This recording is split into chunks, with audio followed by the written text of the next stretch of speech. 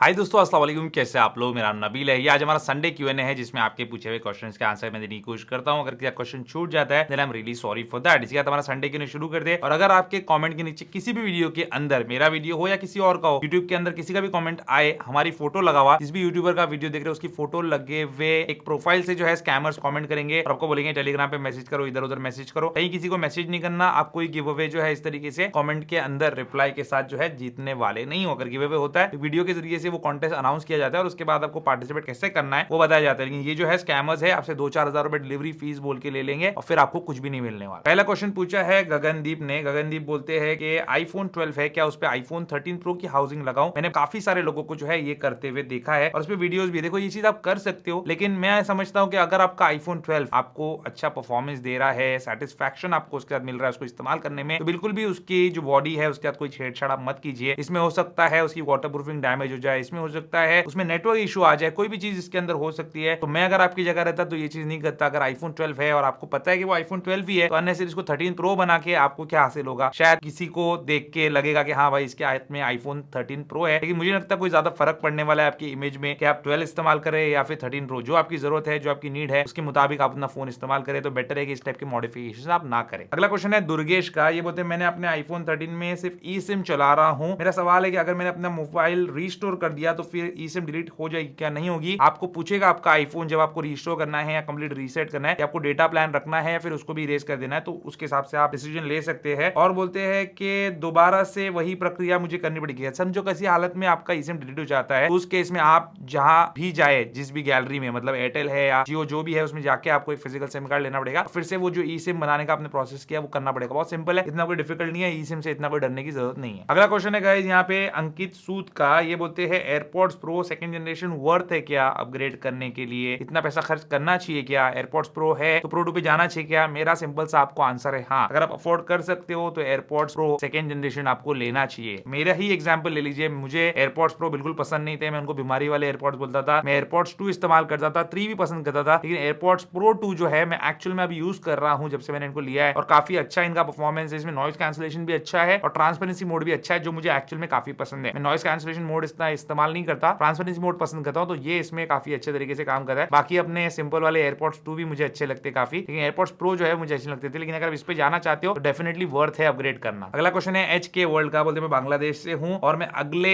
Month जो है Thailand जाने वाला हूं। मैं वहां से आईफोन 13 मिनी जो है वो खरीदना चाहता हूं, तो मुझे उसके बारे में बताइए क्या क्या मुझे लेना चाहिए और टैक्स रिफंड या वैट रिफंड मुझे मिलेगा क्या एयरपोर्ट पे? देखो, मुझे थाईलैंड का पता नहीं है। दुबई में तो ये चीज होती है, आपको बिल लेना होता है दुकानदार जो होता है, जो शॉपकीपर होता है उससे, और उसको बोलना होता है भाई मुझे इस पे जो टैक्स रिफंड है, मैं टूरिस्ट हूं, मुझे वो चाहिए। तो वो एक बारकोड चिपका देता है पीछे, और एयरपोर्ट पे जब रिटर्न आएंगे अपनी कंट्री में उस टाइम पे वहीं पे उसी एयरपोर्ट पे, जैसे थाईलैंड जा रहे हो या दुबई जा रहे हो, वहां पे एक काउंटर होता है जहां से आपको टैक्स रिफंड मिल जाता है। जो भी 5% जो भी टैक्स रहेगा वो फिर आपको कैश के तौर पे या फिर आपके अकाउंट में वो लोग ट्रांसफर करके आपको दे देते हैं। दुबई में मेरा एक्सपीरियंस ऐसा रहा है कि आपको कैश ही लेना चाहिए। उन्होंने मेरे को बोला था अकाउंट में ट्रांसफर करेंगे, अकाउंट में कभी वो आया नहीं। मेरा वीजा कार्ड था, क्रेडिट कार्ड उन्होंने स्कैन किया था, लेकिन बाद में उन्होंने कभी उसको सेंड नहीं किया, तो ये थोड़ी सी मुझे अजीब सी चीज लगी। और रही बात बांग्लादेश में आप रहते हैं तो आपको क्या लेना चाहिए, देखो मुझे जितना पता है कि बांग्लादेश में एप्पल का सर्विस सेंटर नहीं है। हो सकता है मैं गलत भी हूं, लेकिन जिस किसी कंट्री में आप रहते हो और किसी और कंट्री से अगर आप आईफोन खरीदते हो, और इंडिया में स्पेशली अगर आप रहते हो, तो आपको एक बात का ध्यान रखना है कि इंडिया के जो एप्पल सर्विस सेंटर है वो सिर्फ एप्पल का जो ऑफिशियल बिल होता है जिस भी कंट्री से आप लेते हो उसको ही एक्सेप्ट करते हैं। दुबई से भी अगर आप ले रहे हो तब एप्पल स्टोर का बिल दिखाएंगे तो वो लोग आपको वारंटी देंगे, लेकिन अगर आप मीना बाजार में किसी स्टोर का बिल दिखाएंगे तो वो लोग ज्यादा करके जो है वारंटी नहीं देते। अगर आपकी पहचान है तो जरूर दे देंगे, हालांकि उनको देना चाहिए, लेकिन ऐसा कुछ उन्होंने एक रूल बना लिया अंदर ही अंदर कि बिल जो है ओरिजिनल वहां से एप्पल स्टोर का रहेगा, तभी हम आपको वारंटी यहाँ पे देंगे। अगला क्वेश्चन है ऑन माई वे का। ये बोलते हैं सैमसंग का S22 अल्ट्रा और आईफोन 13 में से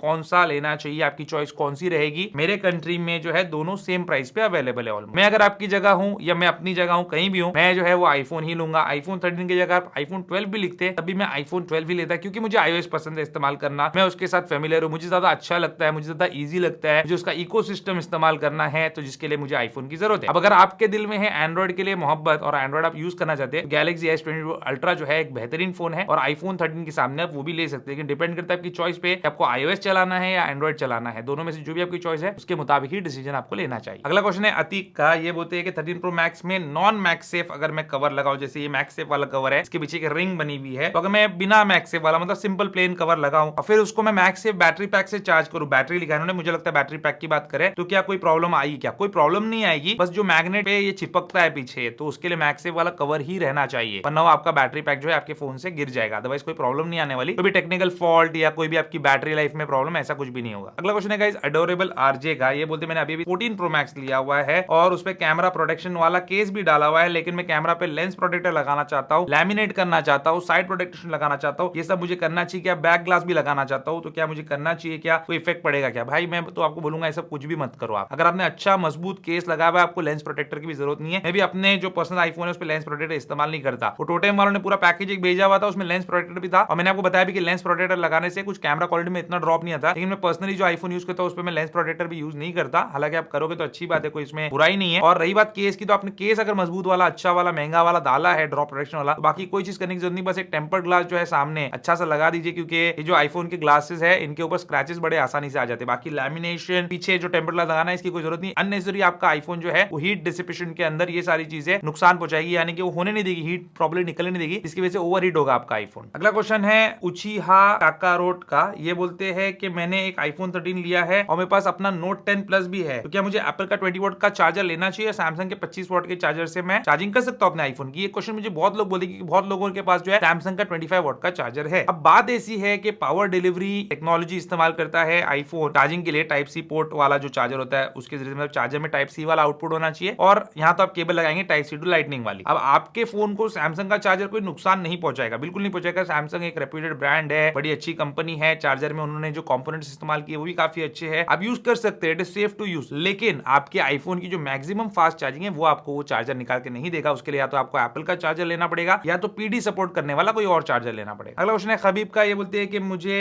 iQOO 90 लेना चाहिए या फिर 14 प्रो मैक्स, क्योंकि मैंने कुछ वीडियोस देखे जहाँ पे iQOO 90 जो है उसने डिफीट कर दिया 14 प्रो मैक्स को। देखो भाई कौन से वीडियो आपने देखे, किस मामले में डिफीट किया, ये तो आपने यहाँ पे लिखा नहीं। क्या कैमरा में डिफीट किया, क्या स्पीड टेस्ट में डिफीट किया? किसी में भी डिफीट करने दो या नहीं करने दो, आईफोन 14 प्रो मैक्स ना सिर्फ महंगा बल्कि काफी सुपीरियर, काफी अच्छा और बेहतर फोन है iQOO के सामने। iQOO के अंदर कोई ब्रांड वैल्यू भी नहीं है और iQOO के अंदर चलता है एंड्रॉइड और इसमें चलता है iOS। आपको यहाँ पे ज्यादा पॉलिश्ड और बेटर एक्सपीरियंस भी मिलेगा। और इतना महंगा फोन रखनी है, अगर आप कैपेसिटी रखते हो तो शायद आप और भी एप्पल प्रोडक्ट्स लेंगे, जिसकी वजह से आपका मजा जो है इसको इस्तेमाल करने का दुगना हो जाएगा। जैसे एप्पल वॉच जो आप एंड्रॉइड पे नहीं चला सकते और एयरपॉड्स जिसके सारे फीचर्स आप आईफोन में ही इस्तेमाल कर सकते हो। तो ये सारी चीजें है, इसलिए बेटर है कि इतना पैसा डाल रहे हो तो अच्छे ब्रांड के साथ ही जाओ, रेप्यूटेड मैन्युफैक्चरर के साथ ही जाओ। और एप्पल आईफोन 14 प्रो मैक्स जो है एनी टाइम इससे बेटर ही लगता है मुझे, अगर आप इतना स्पेंड करना चाहते हैं तो। अगला क्वेश्चन है सोहेल का। सोहेल बोलते हैं कि आज टोटेम का ग्राफीन वाला केस जो है मैंने ऑर्डर किया, पहली बार इतना महंगा केस खरीद रहा हूं आप पे ट्रस्ट करके, और ट्रस्ट टूटा नहीं, काफी अच्छा केस है और सजेशन आपने काफी अच्छा दिया। आपके डिस्काउंट कोड से मुझे 15% का डिस्काउंट भी मिल गया। मैं सबको सजेस्ट करूंगा कि अबव 1000 रुपीज स्पेंड करना है तो टोटेम ही करो। ऐसा नहीं है कि अबव 1000 रुपीज आपको स्पेंड करना है तो टोटेम का ही केस ले लो। राइनो शील्ड के भी केसेस थोड़े और महंगे हैं और ड्रॉप प्रोटेक्शन देते हैं वो आपको। ये बैंक्स वाला केस अभी मैंने अपने आईफोन पे लगा के रखा है, इसका भी मैं किसी ना किसी वीडियो के अंदर रिव्यू कर दूंगा इंटीग्रेट करके, वो भी काफी अच्छे केसेस है। बहुत सारे अच्छे केसेस आते हैं, टोटेम के भी केसेस अच्छे नो डाउट, इसलिए मैंने आपको रिव्यू किया। और मेरा तरीका एक ही रहता है, कोई कंपनी हमको भेजती है, बैंक्स वालों ने मुझे कवर भेजा है, टोटेम वालों ने मुझे कवर भेजा है, राइनो शील्ड भी मुझे भेजेगा आगे जाके, बहुत सारे सब केस के पड़े हुए हैं, आईब्लेशन के पड़े हुए, एक एक रिव्यू में लेके आते रहूंगा आपके लिए। लेकिन ये कंपनी की तरफ से मेरे पे कोई प्रेशर नहीं है। जैसे टोटेम के केसेस का जब मैंने रिव्यू किया तो वो बोला कि इसका जो क्लियर केस है ये पीला पड़ जाता है, तो पीला पड़ने वाला अगर आपको केस नहीं चाहिए तो वो क्लियर केस मत लेना, लेकिन आप सिलिकॉन केस ले सकते हो, क्वालिटी बहुत अच्छी है और उसके अंदर मैगसेफ भी है, ग्राफीन ले सकते हो, उसमें हीट डिसिपेशन भी है। इस तरीके से जो भी रहता है मेरा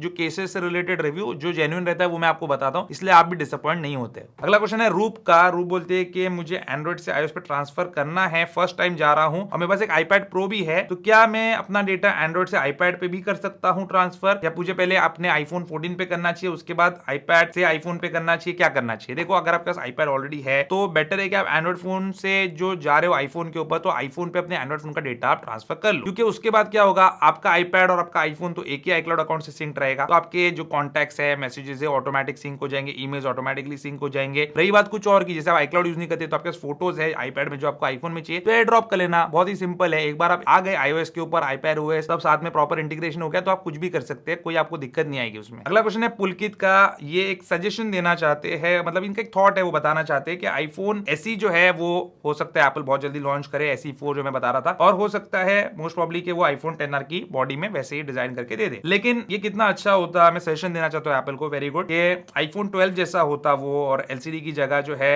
LCD पैनल के साथ होता आईफोन 12 के साथ, मतलब फ्लैट जो साइड्स वगैरह है, थोड़ा मॉडर्न डिजाइन दिखता। पहले सिंगल कैमरा सेटअप होता तो ये काफी अच्छा होता और फ्लैट एजेस जो है ज्यादा मॉडर्न दिखते हैं, थिक बेजल आईफोन 10R जो है उसके मुकाबले। देखो थिक बेजल तो आ ही जाएगा। जब एलसीडी पैनल आएगा तो थिकर बेजल आएगा। ओलेड के अंदर उन्होंने वो थिनर बेजल वाला दिया है, और अगर उतना थिन बेजल देंगे तो फिर उसका कॉस्ट बढ़ जाएगा, जो कि वो एसी के बॉडी के अंदर या 10R के बॉडी के अंदर या 12 के बॉडी के अंदर नहीं डाल पाएंगे वो डिस्प्ले। तो ये बात तो आप भूल जाओ। मोस्ट प्रॉब्ली तो एलसीडी पैनल ही आएगा। अगर एलईडी पैनल आ जाता है, ओलेड पैनल आ जाता है तो ये बहुत अच्छी बात होगी। और रही बात आईफोन 12 की बॉडी में उसको आने की, तो हर कोई चाहता है कि मॉडर्न से मॉडर्न दिखे आईफोन ऐसी और बजट से बजट प्राइस में आए। लेकिन अगर एप्पल ऐसा करता है और उसका प्राइस 50,000 के आसपास रखता है तो अपने खुद के मॉडल्स को ही वो किल कर देगा। अगर आईफोन SE4 जो है उसके अंदर ये सारे कॉम्प्रोमाइजेस नहीं रहेंगे, जैसे एलसीडी पैनल है और थिकर बेजल्स है और आईफोन 10R की पुरानी बॉडी है, तो फिर आईफोन 12 की सीरीज कौन लेगा? अगर आईफोन 12 जैसे दिखने लगा तो 12 और 12 मिनी कोई लेगा ही नहीं, क्योंकि उसमें प्रोसेसर भी ज्यादा पावरफुल रहेगा। तो एप्पल बहुत शातिर है, आपका मेरा सजेशन जरूर होगा उनको, लेकिन वो लोग सुनने वाले नहीं, वो लोग अपनी करेंगे। अगला क्वेश्चन है श्रेष्ठ शुक्ला का, थोड़ा भाई टंग ट्विस्टर है आपका नाम, जबान मेरी पलट गई। ये बोलते हैं कि सीरीज 7 जीपीएस प्लस सेलुलर लू या सीरीज 8 जीपीएस लू। एप्पल वॉच की बात कर रहे हैं, दोनों ऑलमोस्ट सिमिलर प्राइस में मिल रहा है। देखो मैं अगर आपकी जगह रहता तो सेलुलर प्लस जीपीएस लेता। सेलुलर वाली वर्जन में क्या है, अगर आप थोड़े फिटनेस के शौकीन हो, आउटडोर्स में जा रहे हो, किसी ट्रेल पे जा रहे हो या ट्रैकिंग पे जा रहे हो, वॉकिंग जॉगिंग पे जा रहे हो, अपना भारी भरकम फोन 240 ग्राम का आपको लेके घूमने की जरूरत नहीं है। आपकी वॉच पे कॉल आ भी जाएंगे, आप कॉल मेक भी कर सकते हैं। ये सेलुलर एप्पल वॉच का जो है फायदा रहता है। बाकी सीरीज 7 और 8 में कोई ज्यादा फर्क नहीं है, तो बेटर है कि आप सीरीज 7 सेलुलर के साथ जाइए। अगला क्वेश्चन है बर्लिन का, ये बोलते हैं पिक्सल 7 प्रो को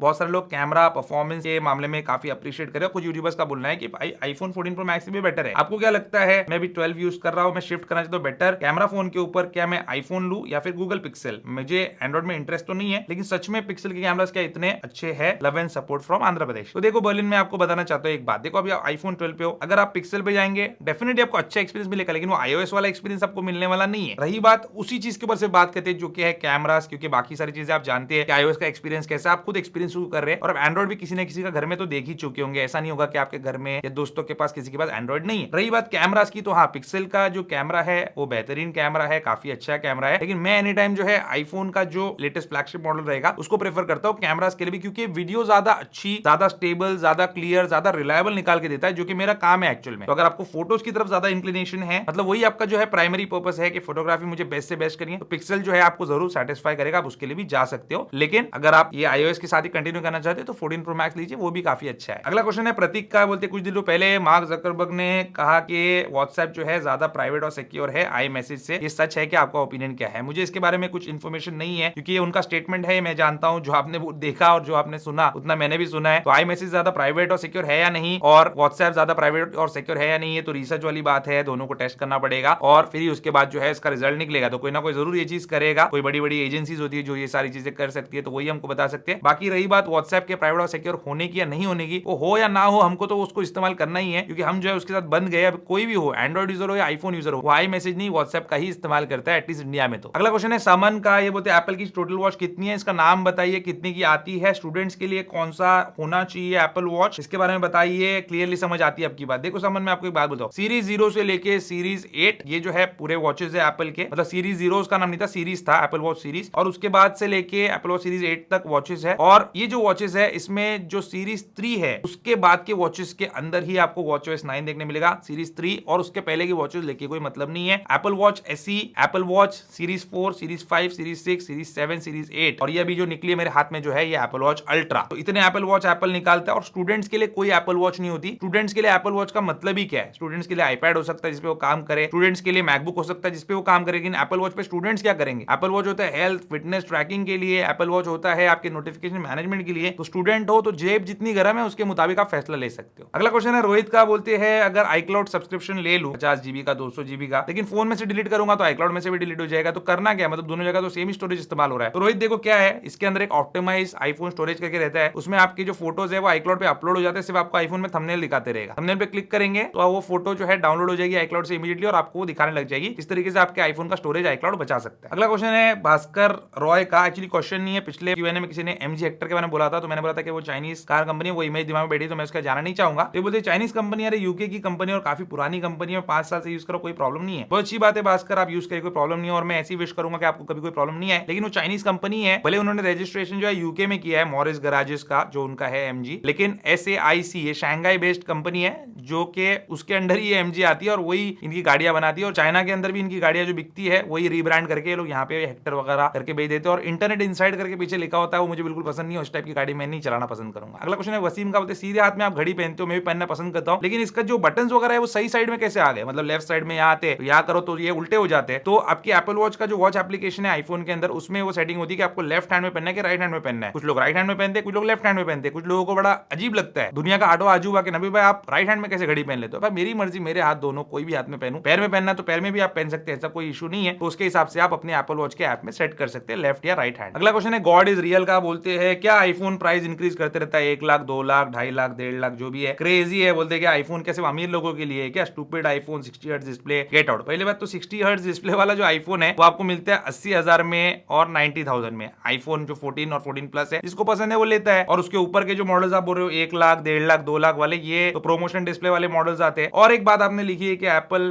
सिर्फ अमीर लोगों के लिए है आईफोन। तो हाँ, आईफोन जो है वो अमीर लोगों के लिए बना चाहता है, जो ज्यादा प्रॉफिट कमाना चाहता है, उसकी मर्जी। वो कल को 3 लाख रुपए भी एप्पल जो है अपने फोन का प्राइस रख ले, लेकिन उससे आपको क्या तकलीफ हो रही है? आपके बजट में जो होता है वो ले लीजिए। ऐसे तो आप मर्सिडीज के शोरूम के बाहर भी जाके जो है चिल्लाना शुरू कर देंगे कि मारुति तो 10 लाख में आ जाती है, तुम्हारी गाड़ी क्यों 60 लाख से शुरू होती है? तो ये क्या सिर्फ अमीर लोगों के लिए? Get out of here. तो वो लोग आपको ही गेट आउट कर देंगे। अगला क्वेश्चन है सारंग का। बोलते हैं कि कार से रिलेटेड क्वेश्चन है। बोलते जीप कंपास ट्रेल हॉक 2022 वाला लूं या स्कोडा ऑक्टाविया लूं 2022 वाली, कौन सी लेनी चाहिए? दोनों सेम प्राइस में मिलती है। आपका पर्पस क्या है लेने का? ट्रेल हॉक जो है वो ट्रेल रेटेड गाड़ी है। आपको ऑफ रोडिंग करना है क्या उसके साथ? अगर करना है तो डेफिनेटली उसके साथ जाइए। आपको जो है लॉन्ग ट्रिप्स पे जाना है अगर, और ऐसी जगहों पे जाना है जो अननोन स्ट्रेचेस है, तो आप जो है ये ट्रेल हॉक के साथ जाइए। वो बेटर ग्राउंड क्लियरेंस आपको देगी। अगर कभी आप कहीं अटक गए तो आपको निकलने में मदद करेगी अपने 4x4 सिस्टम के साथ। लेकिन अगर आप ड्राइविंग के शौकीन हो, आपको घाट्स में ड्राइव करना है, मजा आ रहा है, आप मुंबई और पुणे के बीच में जो है एक्सप्रेसवे से सफर करते हो, तो उस केस में आप स्कोडा ऑक्टाविया ले सकते हो 2022 वाली। उसमें आपको चलाने में ज्यादा मजा आएगा। उसकी जो है हैंडलिंग, उसकी स्टेबिलिटी जो है कंप्लीटली नेक्स्ट लेवल रहेगी। काफी ज्यादा आप उसको पसंद भी करेंगे। और कंफर्ट भी सेडान्स का जो है बेटर होता है एसयूवी के मुकाबले। तो ये था मेरा आपके लिए सजेशन। तो ये था दोस्तों आज का हमारा संडे क्यूएनए। उम्मीद करता हूं आपको आज का वीडियो जो है हमारा पसंद आया होगा। अगर आपके दिल में कोई भी सवाल है तो नीचे कमेंट्स में लिख के जरूर बताइए। और कोई बात का बुरा लगा हो तो माइंड मत करना। उम्मीद करता हूं दोस्तों आपका वीडियो पसंद आएगा। पसंद इसको लाइक एंड शेयर जरूर कीजिए। मेरे चैनल को सब्सक्राइब जरूर कीजिए। Good bye.